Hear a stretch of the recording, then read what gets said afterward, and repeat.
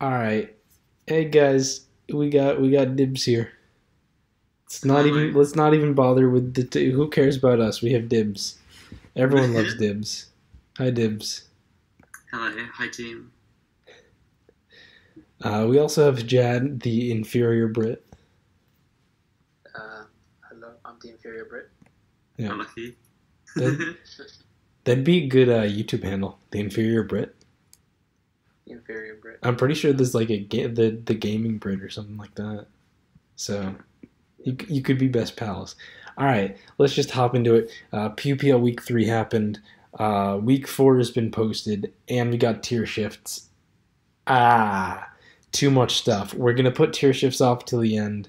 Not gonna talk about them a ton because we haven't played with them yet, and there's probably gonna be a council vote by the next time we talk. So yeah, that's probably gonna be more of a next week thing. For now, we're just gonna talk about Week 3, which was overall a very interesting week. Not least because we had like half of it played on Sunday, so we're only just seeing all these developments. I mean, the week only ended at like 8 p.m. EST or whatever. Yep. And Literally, yeah, don't forget that the Mischievous and the Marowak series was finished, and the Dead Maze versus the Picas hadn't even started yet. That was Yeah, yeah. One series had finished, and one series hadn't even played any games yet, which is crazy. Anyway, so we had the Mischievous versus Wax tie, which I don't think was necessarily too many huge upsets or games there, to be honest. Um, like, I would have yeah. I mean, predicted approximately the same thing, maybe swapping the maybe like Pepe, and if Pepe and Lockjaw had been able to pull it out. But otherwise, not too surprising of a week overall, in my opinion.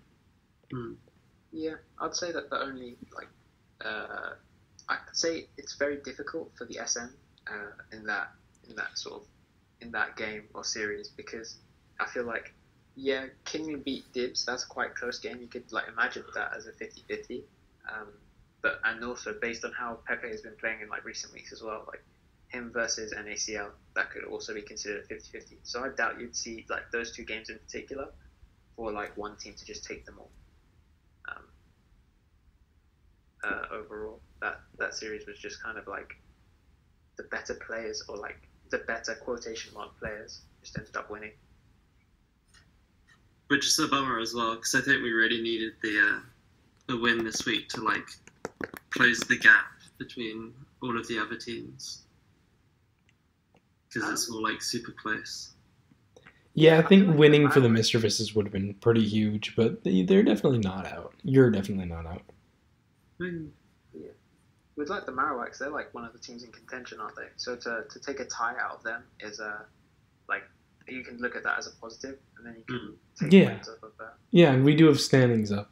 Anyway, the next one was Boku no Pika versus the Didens, where Boku no Pika actually took their first loss. I believe that put them down into tied for third place from very strong position. Very close series, came down to the very last game played of the week with Hijad eking it out over Lax, and Yeah, boy. although definitely the Robert Alphonse versus FV13 game, I can imagine them that you guys would have been very unhappy if you tied after that game because it was quite disgusting.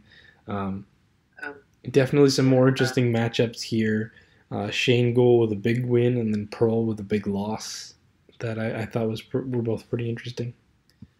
yeah. I thought when coming into this week, because I'm the manager of Dead Maze, I was thinking Rodri versus Pearl is basically a 50-50. Like either player on their day would turn up and just win. Um, I think this week it was going to come down more to how like the SM players showed up, and luckily we managed to win 3 out of 4 games in SM, which is really big for us. Mm-hmm.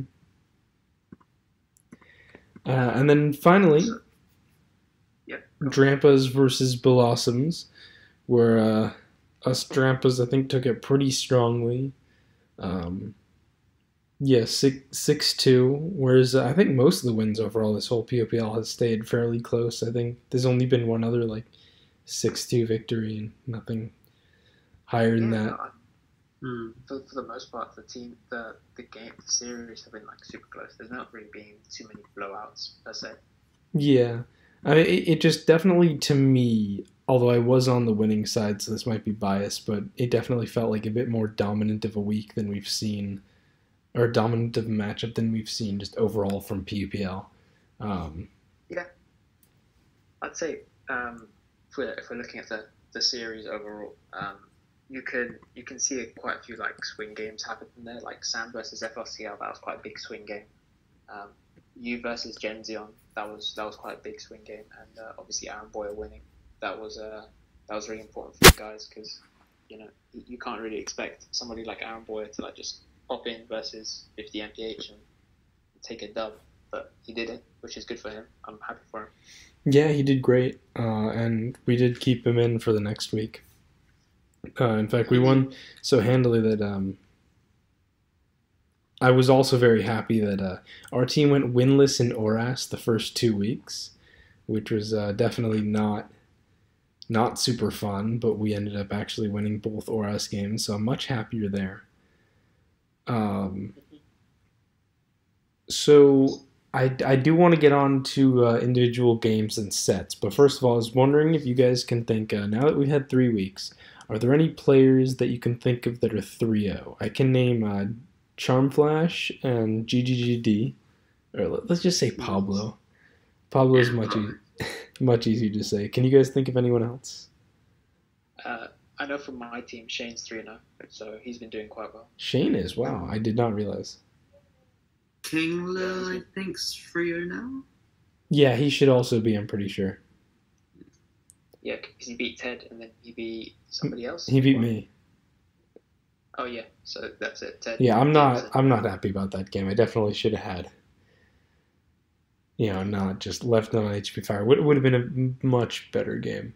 Anyway, so yeah, Kingler has beat 3 council members, and I believe so has Charmflash hasn't been beat 3 council members, but 3 more established P players. Remained extremely lucky this week, but and overall, I don't think it's as necessarily as strong of a 3-0, but still, it's happened, and that's not something you can just discount. Pablo, I'm biased on because he's on my team, but I think he's been stellar in Black-White. Yeah, I think Black-White is one of those matters where you can't really test too much. You don't really have the room to just go out and test with every single person, because then you're just giving your ideas to basically the rest of the people who actually play the tier.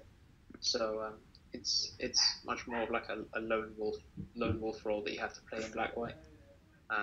So seeing Pablo or take teams and win, or in some cases build his own, he's done quite well in Black-White. He's found a new home there. Yeah. And then Shane Gould with the ORAS finally.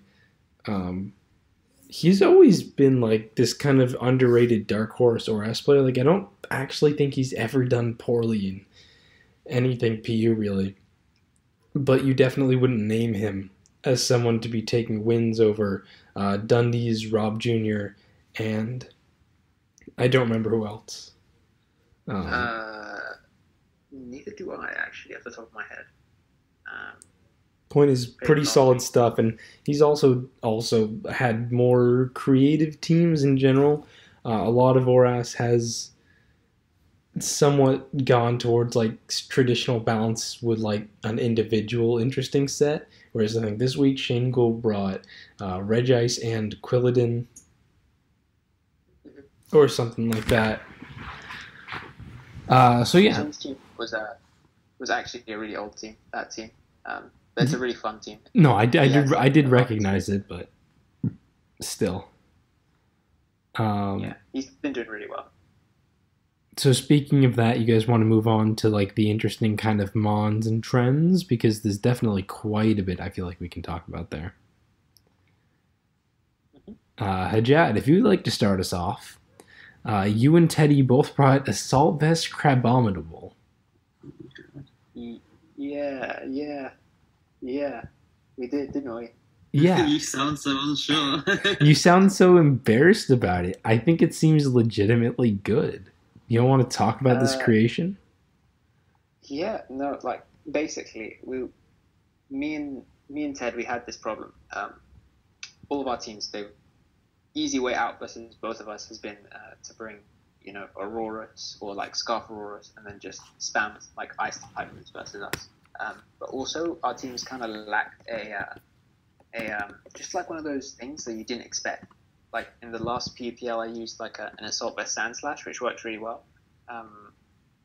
So I was looking for something that just it did a job, and that's what AV Crabominable did. It lives like a ton of hits, like Sky Strike from a Sensu, a Fat Sensu. It lives that, and it lives Specs Fire Blast from Pyro. So I was thinking, yeah, this adds like some nice wall breaking ability as well because it's really powerful. So I was thinking it's just a pretty good mod. Yeah. Yeah, I mean we need more ice resist, so. I thought it was like a. Oh, go on. Sorry. I was gonna say I thought it was like a kind of cool like anti-meta pick because obviously prepping for Auroras is so not overly difficult but still annoying to do. So having something that isn't a complete momentum drain, like something like a Lantern, which I think is like up in usage, it's like you can afford to run the Assault Vest because the dual stab's always going to be so threatening. So just trading hits against like the slower, bulkier teams that everyone's been using, it seemed like weird on paper, but working, I guess. Yeah, me and Teddy, we likened it to Assault Vest Hariyama, obviously, because of the high damage output and the just general bulk that you get behind it. So that's like the inspiration per se. That seems pretty reasonable. So I know my team brought several weird things in SM and Black White. Can you guys think of anything else? Because I actually can't think of anything from the Missy Marowak games. Tasker brought a Blossom, didn't he? I mean, he brought Blossom, which isn't necessarily like the craziest pick, but we haven't seen a lot of it, and it did quite a bit of work. Is it the first one off the tour? Maybe. I can check the stats thread right now, but I cannot think of another Blossom. It didn't really do anything that Lilligant couldn't have necessarily, but I think we've been seeing in earlier weeks Lilligant being super unreliable just because like sleep turns and sleep missing and frailty. Okay, we did see other Blossoms, 3 matches. Oh no, we saw other Blossoms in DPP. This is the first SM Blossom. Nice. DPP Blossom. Yeah. I feel like it really showed its strength, like, advantage over Lilligant, because you said about Lilligant being unreliable. But in the Arafine versus Tasker game, it had to set up on, I think it was a Scarf Mesprit locked into Psychic. Something like that. Yeah, it's like something that Mesprit just doesn't have the bulk or like reliable recovery and Sapsipper to do. So it was nice to finally see it like actually used and shine all in one. Yeah. So for my team's part, to Black White, we brought a specially defensive Hypno, which I think is just a little notable because obviously Behem is an S-rank psychic type that you see on a ridiculous amount of teams. It's had crazy usage. The entire Black White's got, let's see, not as crazy usage as I expected, to be honest, but it's still an S-rank threat and really big. But the difference between Hypno that I think is worth just talking about, if people are any Black-White enthusiasts, which I know are kind of rare, is just especially defensive Hypno is actually really crazily fat. And having Insomnia is actually quite nice for a defensive Pokemon in a meta with Sleep Powder, Jumpluffs, and Vileplumes and things like that. But you saw Hypno take 28 from Combustion's Fire Blast. Like, that's some fat power. Yeah, that's some swinging power right there. Especially, I like the usage with Wish Pass and Toxic Protect Bronzor. That was pretty fun. Yeah, Wish Passing to Bronzor was also just very cool. So it's not a BKM, it's not a Grumpig either. You see plenty of Grumpig in Black White. And then for SM, let's see. It wasn't TJ. It was me. I brought a team with both Kecleon and Alolan Dugtrio, and I faced Genzion, who also used Alolan Dugtrio. And my feeling about both Kecleon and Alolan Dugtrio is that they are niche mons that I think maybe see a little too... don't quite see the amount of usage that they really could. They are totally good, like B or B minus rank mons. Absolutely solid, can really put in a lot of work, and I was very happy with how Dugtrio and Kecleon performed in tests. I felt like they were very strong. I wouldn't expect to see a ton of them, especially when I feel like a lot of building has stayed a little bit in the like standard except put one semi-weird mon on your team kind of sense. But I think both of them are very fun Pokemon that people may not be messing around with too much. Kecleon actually dropping to ZU this shift. But really just a surprisingly annoying Pokemon that you don't really think about. Yeah. That was my take on it. Alolan Dugtrio in particular, with people having Pyroar issues, definitely something that is worth taking a look at. Absolutely no defensive utility, but other than that, very fun. Yeah, I mean, with Kecleon, I feel like it's almost like it's one of those Pokemon where if you find the correct 4 moves for your team, it does like God's work. It's insanely good, but because it has such big 4 move slot syndrome, it's often very difficult to fit on your teams, and often too much like support is necessary for it to really thrive essentially. Yeah, I think that's pretty reasonable. There was also Charmflash, who brought Ampharos to SM versus TJ. It was Rocky Helmet with Discharge and Static. The reason being, it was Paraspam to pair with Substitute Swords Dance Kingler.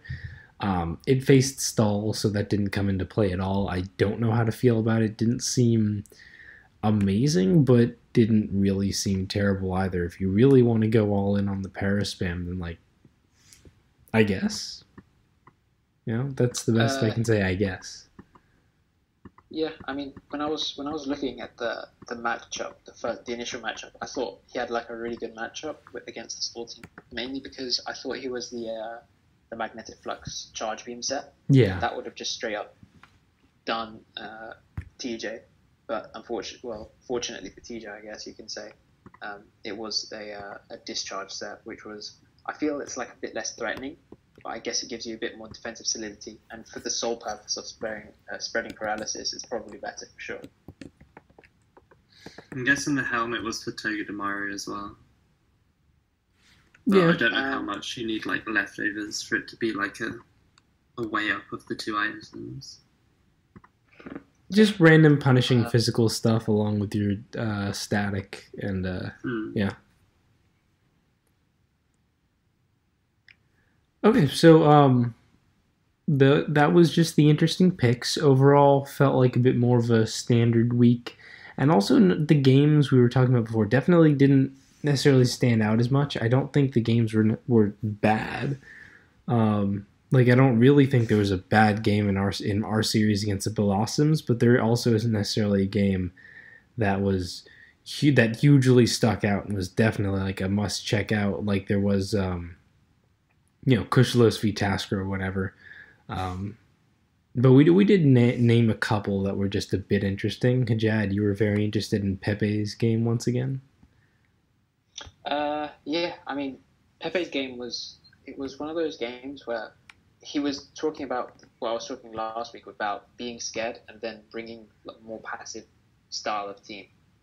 So he brought very like a Metang, Tangela, Lantern core, like a backbone, and just throughout the course of the game, when he lost his offensive threats, he just collapsed to NACL's offensive core, and it's just a good example of don't make your team too passive, otherwise you'll be punished.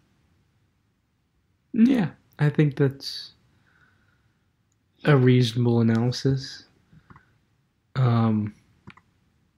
Dibs, do you feel that there was anything that we kind of skipped over, not necessarily touching? I'm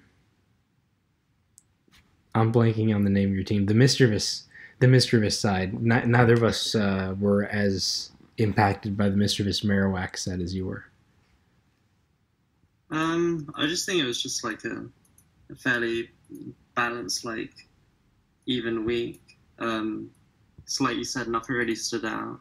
I would have said that the Salt versus Pepe game was like the best because it was the closest. I think it ended up being like a 1-0 to Salt.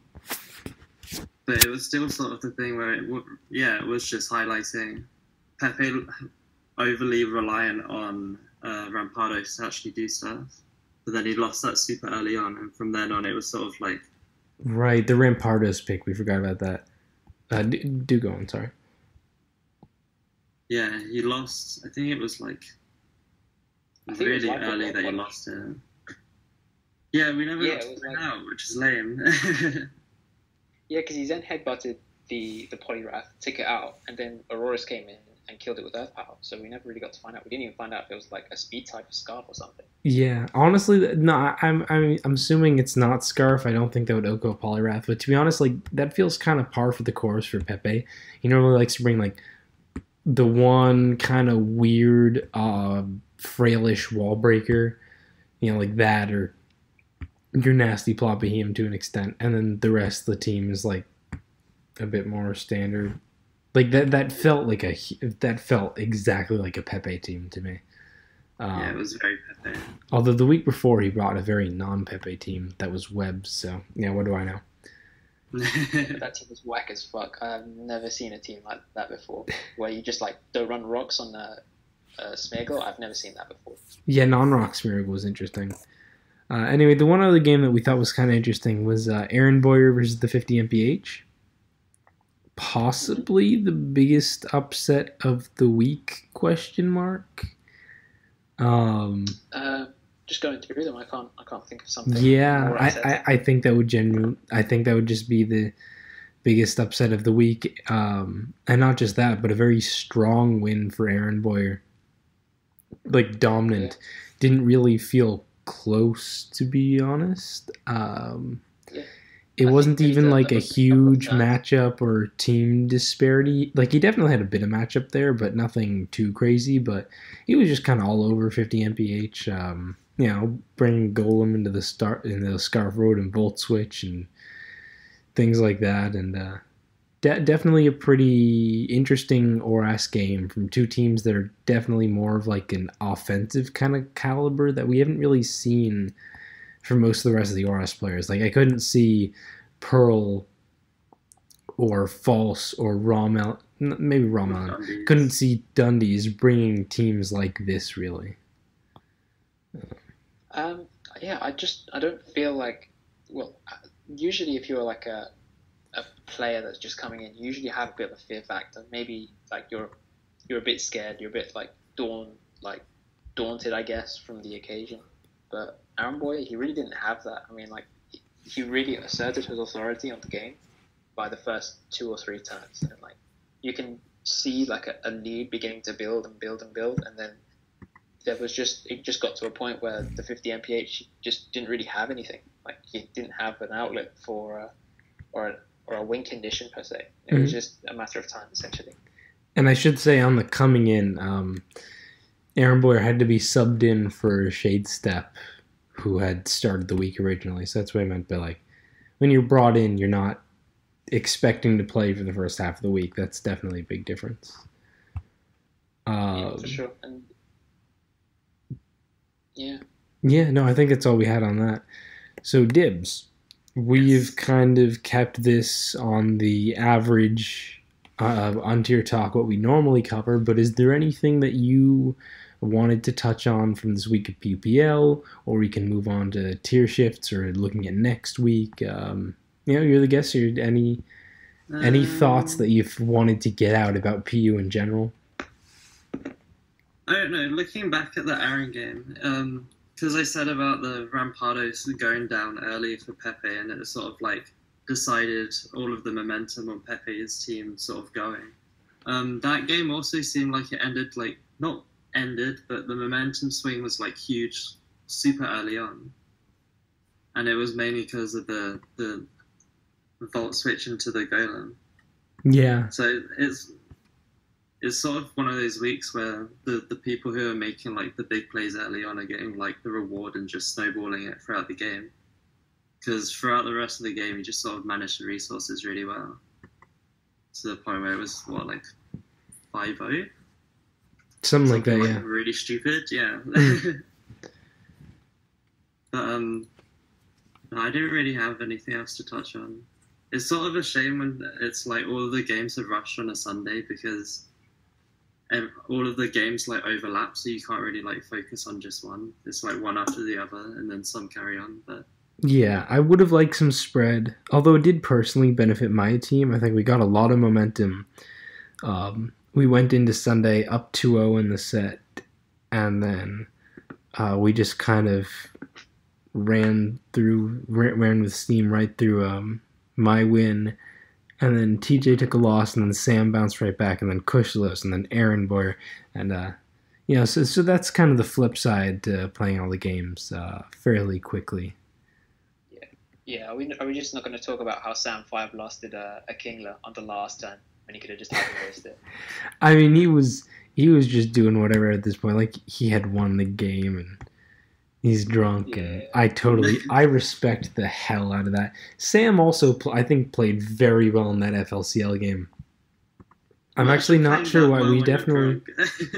Yeah, we definitely should have considered it for a highlight game or something. I can't actually find the replay here. Let me see. But there were definitely, like, none of the predictions were necessarily too crazy or out of the blue. He just consistently got every play correct. Oh, yeah, replays are down, that's why. He just consistently got every play correct, like, so well that it was definitely very, very impressive. So anyway, moving on to week 4, just briefly, because we get to actually see the predictions. We have the Didens versus the Drampas. Hajad and I are facing off. Not facing off in the week, but Hajad's facing the dude who I just constantly pass teams, so that's practically the same thing. I think this is looking like told me you were playing an SM1. I'd have totally sniped you. Yeah, I was thinking about talking to you about the matchups, but I don't know. I haven't actually done that to anyone with PPL so far. I think this definitely could be a very interesting week with yourself versus Kushalos probably being a huge highlight, and then Teddy versus TJ, run back from the PU Best of 3 tour. Ooh, I didn't think of that. Yeah, that's the salty rerun. Yeah. Yeah. You also have the Marowaks versus Boku no Pika, with the Marowaks still being the team to beat out in number 1. We actually have the standings. Diden's in number 1. Sorry. Marowaks in second place with the same win-loss differential, just an extra loss versus tie.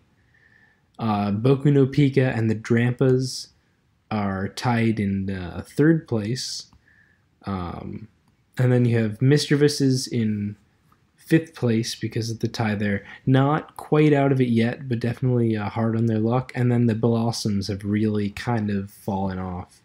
Like we said last week, if the Blossoms lose, it's going to be very devastating for them, and we beat them 6-2, and I think they're pretty much out of contention right now, so that's a little harsh. But anyway, Marowaks versus Boku no Pika. Lord ST finally playing an SM, what everyone's been waiting for since exhibition. And you've also got Ryza versus Robert Alphonse, like a very fun game. Also, Miyoka versus Chris Loud is probably easily the best DPP match for the DPP enthusiasts. Chris Loud's been on fire, so that would be like really cool to watch. Yeah, he's been on fire, but still Miyoka is like the more established player and all that, who's definitely put a lot of work in DPP. Really could see it going either way. And then you have the two last place teams, Blossoms and Mistrevises, facing off against each other. Still some interesting matchups though. With FLCL hopping into Black-White. Not really sure why. Quite Quiet has been playing Black-White the first 3 weeks, although he took a really bad loss to Pablo. Pablo just absolutely wiped the floor with him in just like a very difficult game to see what he even could have done. So perhaps he was feeling discouraged or something, or perhaps they just felt the need for a shift. But yeah. I'm not particularly a fan of seeing FLCL and Black-White. I'd love to see him in SM1 tying out with, or like fighting out with Tasker. I think that would have been a much more like a bigger spectacle. You know what I mean? Yeah, no, I agree. FLCL versus Tasker would be pretty fun. Yeah, so it's kind of sad to see him like play Black-White, because he's obviously one of the better players in the tour. Obviously one of the better players in Pokemon itself, like generally. So it's kind of discouraging, but I can see why they could have done it. You know, when you don't have a player pulling their weight, you know, you want the best for the team. So you know, why not play someone for the win? All right, we're running slightly long here, so real quick. Any games that you think are going to be highlights that I kind of skipped over? I didn't really touch on any of the ORAS stuff. I think pretty much every ORAS lineup is so solid, it's kind of hard to pick one out. I think I covered the big ones, really. Yeah, I mean, I think the big games just come, apart from me versus Kush and Ted versus TJ, I think the big one comes from, Yogi versus Dibs, that, or like Ryza versus Alphonse. I think those two would be like the. I think Yogi versus Dibs. Sorry, Dibs, but that's gonna be much better as a meme than a game. It's either gonna be really, really cool, or we're both gonna be like flopping around like fish, and it's gonna be awful to watch. So 50-50. Yeah, it's one of those that you need to tune in for, I think, just to see. Oh, I'm sorry. Last quick thing. Trash is actually finally making his starting appearance in DPPPU. All you Trash fans out there, he's here. Love me some good Trash. So yeah, that has been the PUPL talk. Tier shifts, I don't even want to discuss them. Aromatisse and Omastar both look like they could be incredibly broken so far, but we haven't played around with them yet. Who knows? We lost Torterra, which was just out of nowhere, but it's got 0 usage PUPL, or like 1 or 2 uses, whatever, so really not a huge deal. That was the only big surprise. Probably drop back down along with the sand stuff later on anyway, so... Yeah, we'll probably get our sand stuff back. We'll probably get Torterra back, but I'm very excited for Quillfish, I'm very excited for Altari, and I'm very excited for Scyther. All very fun mons when they weren't around. And then obviously new stuff to play with. So PU is really just in a crazy place. We cannot cover it all, but by God we can try. So thank you guys for listening. Dibs, thank you for showing up. Any last words? You're on air, you're live. You're in front of a massive audience. What do you say to them? Hi, Mum. I'm on TV. I did it. Oh, God. Don't do that. Oh, what? Was that really bad? I don't know. I don't listen to these. All right. Thank you guys for listening.